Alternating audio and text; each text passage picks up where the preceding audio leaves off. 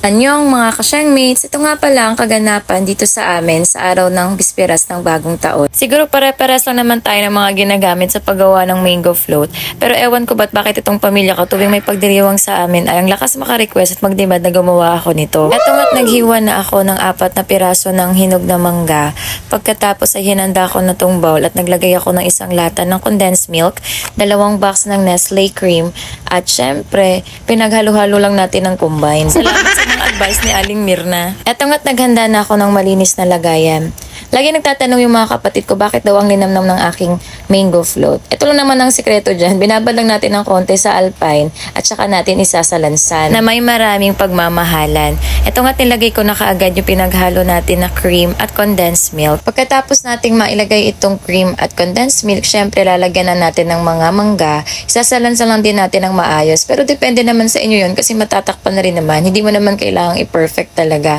Pagkatapos, another grahams na naman at lalagyan ulit ng cream. Ang nga nitong mango graham float ay parang kanta lang ni Sarah G. Ikot-ikot lang. At kung inakala kong sapat na ay hindi pa pala, kaya tinuluyan ko na ubusin lahat ng natirang cream at condensed dito sa ating mango float. At yun na nga, malapit na tayong matapos dito sa ating ginagawang mango float. Nilalagay ko na lang yung huling batch ng mga mangga. Kung mapapansin nyo, hindi ko na ito nilagyan ng crushed grahams kasi para sa akin mas malasa at malinamnam kung puro cream na lang at condensed. Pagkatapos ay nilagyan na natin ng cheese. At eto nga po, tapos na ang request ng aking asawa at ang aking mga kapatid. Mango graham float with lots of cheese. Pagkatapos ko nga gumawa ng mango float ay pinansin ko muna itong aking uniko ihot.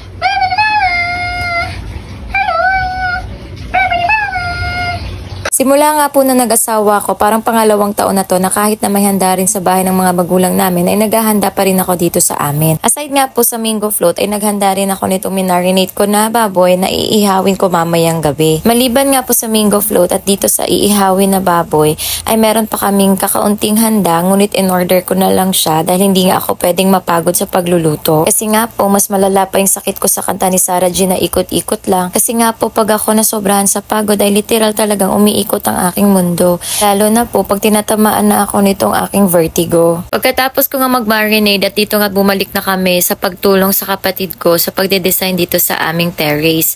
Dahil nga sobrang taas nung kakabitan nitong balon ay humingi na nga rin kami ng tulong dito sa aking asawa. Dito na nga lang muna ako sa Gedli kasi hindi ko naman po abot eh. Eto na nga po to the rescue na ang aking asawa na si Francisco Valentin III. At dito nga sa part na ito ay pinaalis ko muna ang aking asawa at pinag-video dahil nga mas marami pa yung konsumisyon ko kaysa sa paggawa niya kasi nga hindi niya masunod ng maayos yung sinasabi ko.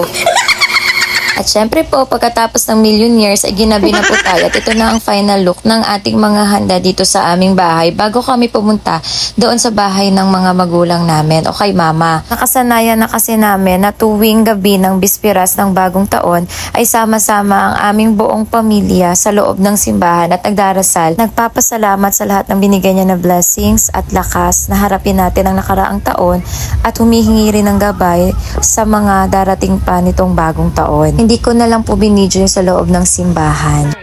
8, 7, 6, 5, 4, 3, 2, 1. Happy New Year!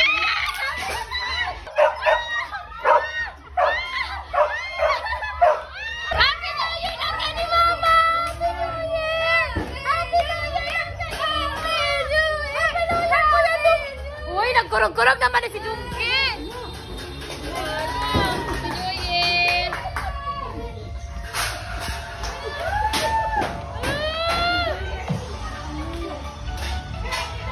Uy! Uy guys! Bigla silang bati oh!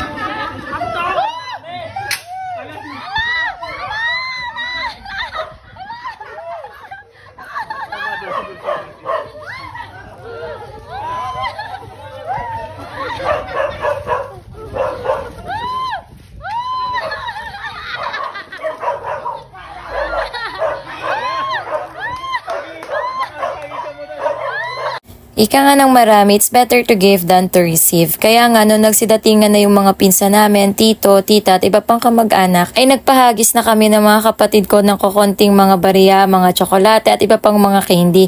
Kitang-kita nyo naman po, tuwang-tuwa na sila at nagsisilanguyan pa. Aba, yung iba nga po sa kanila, ay muntikan pang makipagpalitan ng mukha dito sa aming aso.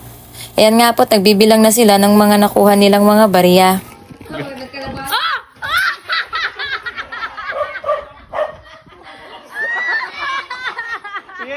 Pagkatapos nga po namin magkaroon ng maikling palaro, ay ito naman pong aming mga babies, ang aming mga fur babies ang aming pinaglaro dahil nga po na-stress sila kanina nung nagkaroon ng maraming putukan dahil nga po nung bagong taon. Ngayon lang sila nakapag-enjoy dahil medyo kumalma na, tahimik na ang paligid. Kaya ayun nga po, maraming salamat sa panonood. God bless sa inyong lahat.